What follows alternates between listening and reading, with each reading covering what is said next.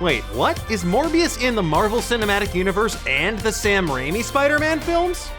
Knock, knock, let the vampire in, because the trailer for the latest in Sony's Marvel Cinematic Universe is here. Morbius, folks, that's right, the living vampire himself. The new trailer dropped on Monday, and fans are already scratching their heads over it.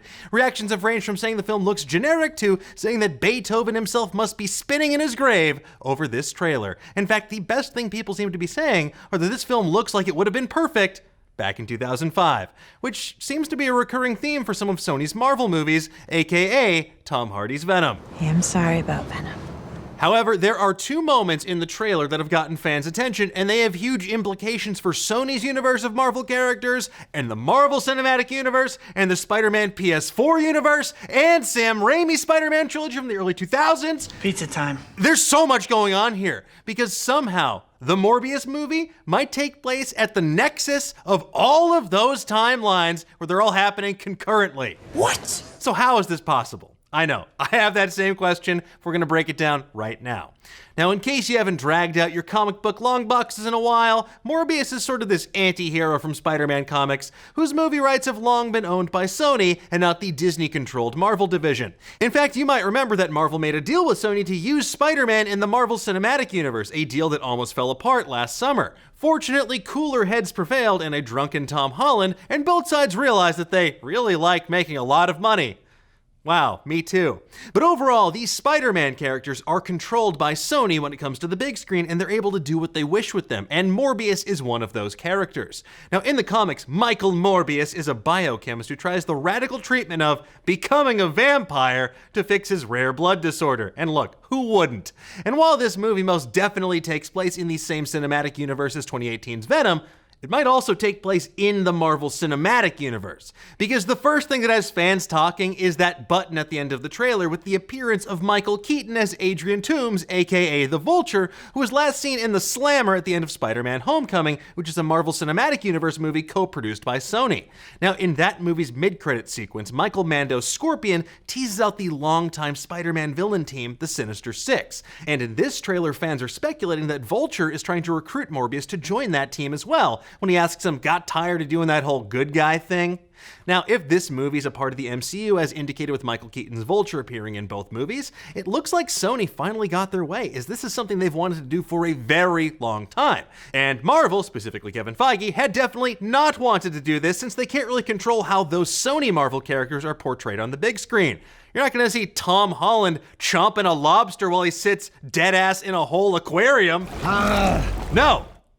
You're gonna see him not remember cool movies from the 80s. I do not want another single pop culture reference out of you for the rest of the trip. Of course, if this does tie into the MCU, this raises a ton of questions. Like, is this how they introduce vampires into the Marvel movies? Did Venom get snapped by Thanos? Hey, I'm sorry about Venom. And what about Spider-Man? Specifically Tom Holland's Spider-Man. How does he fit into this?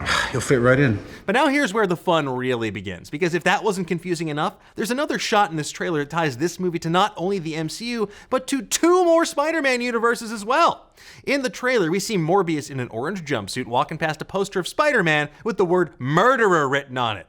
Murderer most likely refers to the end of Spider-Man Far From Home, when Mysterio framed Spidey for that catastrophe that happened in London. However, the devil is in the details, and eagle-eyed viewers were quick to notice that the suit in the trailer isn't the one worn by Tom Holland in Far From Home or anywhere in the Marvel Cinematic Universe. It's the suit that was made famous by Tobey Maguire in Sam Raimi's Spider-Man trilogy. And on top of that, the picture itself was taken from a promo image for Insomniac Games' Spider-Man PS4 DLC, where players were able to use the Raimi suit in-game.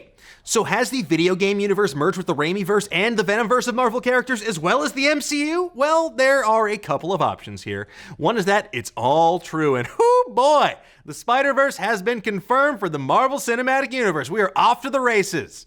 Number two is that someone done goofed by using that particular Spider-Man image, and it's gonna be swapped by the time Morbius actually hits theaters. You know, kind of like how Jenny Slate pronounced symbiote. We call them symbiotes. And then they fixed that for the film. We call them symbiotes. Symbiotes? Number 3 is that this is a poster for the Spider-Man game in the world of Morbius, a fun little cross-promotion, which would make sense if you have these major figures in the world, they might try to capitalize on them.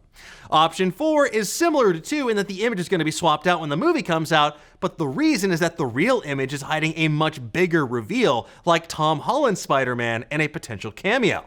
Look, while the Spider-Verse confirmed is a fun theory, if we had to put money on why this actually happened, it's most likely because someone just goofed, and we'd imagine they're going to see a fix for this happen before the next trailer comes out. Unless, of course, it's real, in which case, haha! Oh boy, we're just gonna have to wait and see where the facts lie when Morbius hits theaters this summer. But what do you folks think? Are all of these universes connected? Is this how Marvel should set up vampires in the MCU? And did you notice that Batman, aka Michael Keaton, met the Joker, aka Jared Leto, in a Marvel movie? What's the deal with that? Let's discuss. Thank you so much for watching. If you enjoyed what you saw, why not give us a like and subscribe while you're at it? And if you want to get notified every time we go live with a new show or drop a new video, please feel free to mash that little bell. That way you can stay up to date on all the latest theories, rumors, and news in the pop culture world.